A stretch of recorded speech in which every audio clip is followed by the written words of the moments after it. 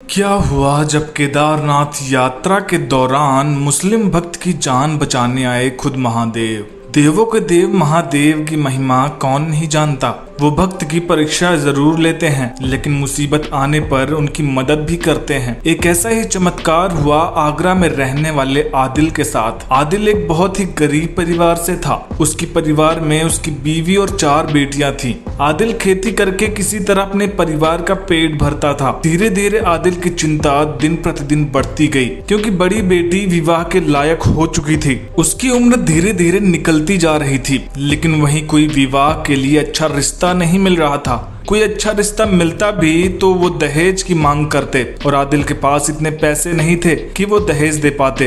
बहुत ढूंढने के बाद एक रिश्ता मिला तो आदिल ने झटपट शादी तय कर दी। अब आदिल को इस बात की चिंता रात दिन सताए जा रही थी कि शादी तो फिक्स कर दी, लेकिन इतने पैसे कहां से लाऊंगा। उसकी कोई अच्छी कमाई भी नहीं थी। खेती करके तो किसी तरह घर चलाता था। उसके पास पैसे भी नहीं थे जिससे वो चाय की झोपड़ी भी खोल सके। यही सोचते हुए अखबार के पन्नों को पलट रहा था, तभी उसे बड़ी सी हेडिंग में कुछ लिखा हुआ दिखता है। उसमें लिखा था केदारनाथ धाम की यात्रा कल से शुरू होने वाली है। उसने सोचा क्यों ना केदारनाथ चलकर ही कोई काम कर लिया जाए, वहाँ कुछ ना कुछ तो काम जरूर मिल जाएगा। उसने अपना सामान रखा और केदारनाथ जाने की तैयारी कर ली। किसी तरह वो केदारनाथ धाम पहुंच जाता है। वहाँ पहुंचकर वो काम ढूंढने लगता है, लेकिन उसे कोई काम नहीं मिलता, क्योंकि यात्रा को शुरू हुए ज्यादा दिन नहीं हुआ था। ज्यादा होटल्स भी नहीं खुले हुए थे कि बर्तन धोने या साफ सफाई का ही काम कर लेता। उस दिन वो निराश होकर बाबा के धाम में ही एक कोने पर जाकर बैठ गया और यही सोचते सोचते सो गया। अगली सुबह वो उठा, नहा धोकर बैठकर चाय पी रहा था। उसने देखा कुछ लोग पालकी में बिठाकर लोगों को ऊपर की तरफ ले जा रहे थे। आदिल ने चाय वाले से इसके बारे में पूछा तो चाय वाले ने बताया कि ये लोग ऐसे ही सवारी को पालकी में बिठाकर बाबा के धाम तक पहुंचाते हैं। इस काम के इनको पैसे भी मिलते हैं। आदिल खुश हो गया और वो भी पालकी में सवारियों को ले जाने लगा। जहां लोग दिन में 2 सवारियां ले जाते, वहीं आदिल दिन में एक ही सवारी पहुंचा पाता, क्योंकि उसकी उम्र लगभग 55 साल की थी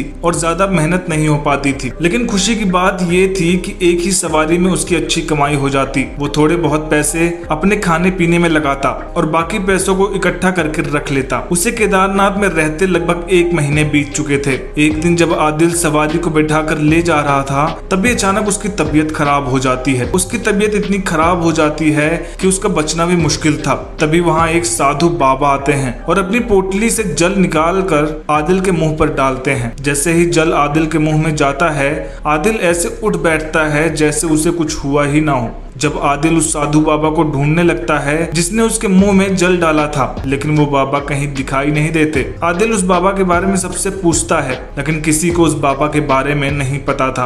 आदिल ऊपर की तरफ इशारा करके हाथ जोड़कर भगवान का शुक्रिया करता है, क्योंकि उसे पता चल चुका था कि उसकी जान किसने बचाई। आदिल अब हर रोज भोलेनाथ की पूजा करता और उनका हर दिन के लिए शुक्रिया करता। आदिल की अब अच्छी कमाई भी हो चुकी थी। बेटी का विवाह भी नजदीक आ रहा था, तो वो पैसे लेकर घर जाता है और अपनी बेटी की शादी अच्छे से करता है। अब जब भी केदारनाथ धाम खुलता है, आदिल वहीं चला जाता। वहाँ महादेव की पूजा आराधना करता और अपने काम को भी अच्छे से करता।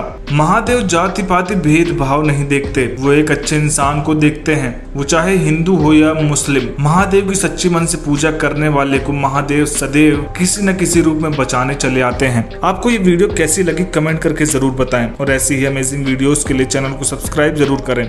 हर हर महादेव।